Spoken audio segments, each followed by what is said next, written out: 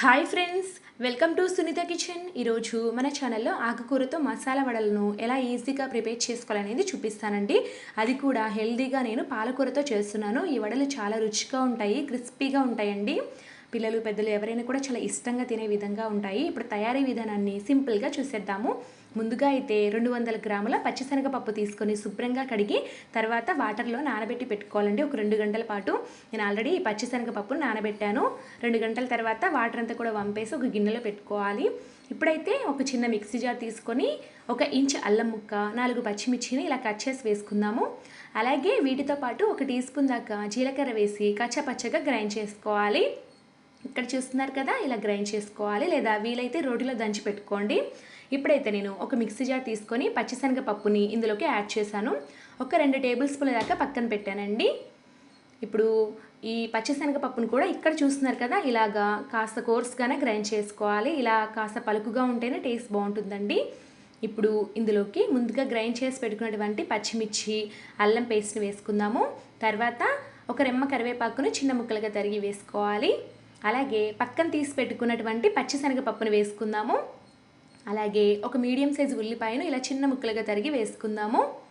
ఇప్పుడు ఇందులోకి శుభ్రంగా కడిగి కట్ చేసి పెట్టుకున్నటువంటి పాలకూరని వేసుకోవాలి. 2 కట్టల పాలకూర అయితే సరిపోతుందండి. ఇప్పుడు చివరగా రుచికి సరిపడా ఉప్పు వేసి బాగా కలుపుకుందాము. ఇందులోకి ఇంకా వేరే పౌడర్స్ ఏమీ యాడ్ చేయాల్సిన అవసరం లేదు. అంటే రైస్ ఫ్లోర్ కానీ ఇలాంటివి ఏవి యాడ్ చేయాల్సిన అవసరం లేదండి. బాగా క్రిస్పీగా వస్తాయన్నమాట.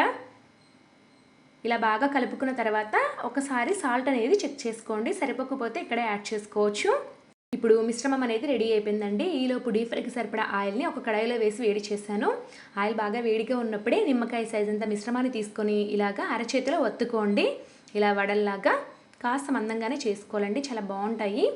ఇలాగా వడల్లాగా ప్రిపేర్ చేసుకొని ఆయిల్లో వేసేసుకోవడమే. వీటిని ఆయిల్లో వేయగానే ఫ్లేమ్ని మాత్రం మీడియంలోకి మార్చుకొని క్రిస్పీగా అయ్యేంత వరకు వేయించుకోవాలి. వీటిని హై ఫ్లేమ్లో మాత్రం వేయించొద్దు.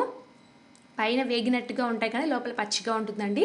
సో మీడియం ఫ్లేమ్లో పెట్టుకొని బాగా క్రిస్పీగా అయ్యి గోల్డెన్ బ్రౌన్ కలర్ వచ్చేంత వరకు వేయించుకోవాలి. కడాయికి సరిపడగా వేసి వేయించుకుందామండి. ఒకవేళ మీకు ఇలా ఇష్టం లేకపోతే వడలకి మధ్యలో హోల్ పెట్టుకొని అంటే గారెల్లాగా అయినా కూడా వేయించుకోవచ్చు. ఎలాగైనా కూడా మీ ఇష్టం అండి.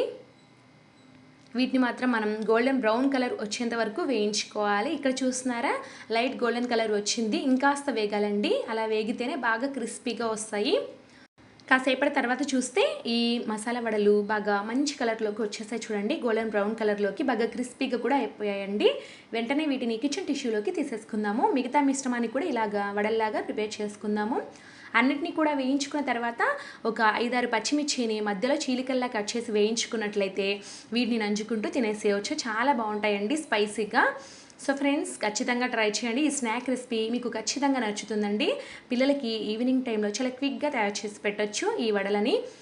సో ఈ రెసిపీ కనుక మీకు నచ్చినట్లయితే ఖచ్చితంగా లైక్ చేయండి ఫ్రెండ్స్. అలాగే మీ ఫ్రెండ్స్కి, రిలేటివ్స్కి కూడా షేర్ చేయండి. Thank you for watching.